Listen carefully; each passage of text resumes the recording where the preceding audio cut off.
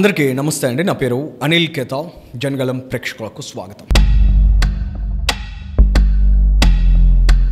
ఇవాళ భారతదేశంలో చాలామంది యుద్ధం జరగాలని ఉవ్విళ్ళూరుతున్నారు.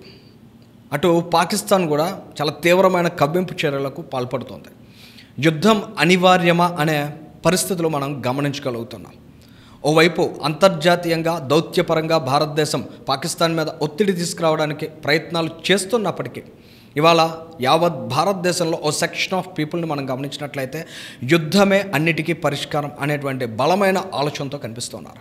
అటువైపు పాకిస్తాన్ కూడా ఖచ్చితంగా భారత్ని యుద్ధంలోకి తీసుకురావడం ద్వారా భారతదేశానికి ఎనలేని నష్టం చేయాలని భావిస్తోంది. యుద్ధం జరిగితే ఖచ్చితంగా గెలిచేది భారత్. కానీ భారతదేశానికి దీర్ఘకాలంలో జరిగే నష్టాలు ఏమిటి?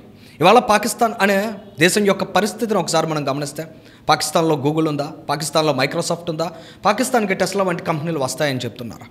ఇవాళ పాకిస్తాన్ యొక్క ఆర్థిక మూలాలేంటి? పూర్తిగా పతనమైన ఆర్థిక వ్యవస్థ వారిది. ఇవాళ పాకిస్తాన్ వంటి దేశాన్ని చూసే నాదుడు ఈ ప్రపంచంలో ఎవరు కూడా లేరు. అక్కడ రూపాయి పెట్టుబడి పెట్టడానికి కూడా ఏ ఒక్కరూ సాహసించలేనటువంటి సందర్భం. కానీ ఇవాళ భారతదేశం అనేది ఈ ప్రపంచానికి ఒక ఆశాకిరణంగా కనిపిస్తోంది. భారతదేశంలో కొన్ని వేల లక్షల కోట్ల రూపాయల పెట్టుబడులు రావడానికి బలమైనటువంటి వ్యూహరచన కనిపిస్తోంది. ఇటువంటి సందర్భంలో భారతదేశం యుద్ధానికి కాలు దువ్వితే, యుద్ధానికి ముందడుగు వేస్తే జరిగే నష్టం ఎలా ఉంటుందనే అంశాన్ని కూడా ఖచ్చితంగా విశ్లేషించుకోవాలి. ఇవాళ యుద్ధమే అన్నిటికీ పరిష్కారం అనే దిశగా కొంతమంది ప్రేరేపించవచ్చు, మరి కొంతమంది ప్రోత్సహించవచ్చు. కానీ ఖచ్చితంగా యుద్ధం అనేది ఈ భారతదేశానికి ఎలాంటి పెను సవాళ్లు విసరబోతోంది అనే విషయాన్ని కూడా ప్రతి ఒక్కరూ అర్థం చేసుకోవాలి.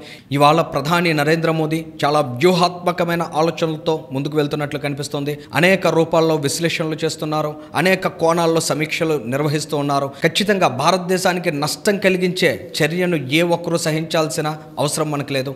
కానీ దీర్ఘకాలంలో భారతదేశానికి ఎనలేని నష్టం తలపెట్టాలన్న పాకిస్తాన్ దుర్బుద్ధితో కూడిన ఆలోచనల యొక్క ట్రాప్లో మాత్రం మనం చిక్కుకోకుండా ఏదైనా బలమైన నిర్ణయాన్ని తీసుకోవాలని మాత్రం ఒక సెక్షన్ ఆఫ్ ప్రజలు భారతదేశంలో అభిప్రాయపడుతున్నారు. Thank you.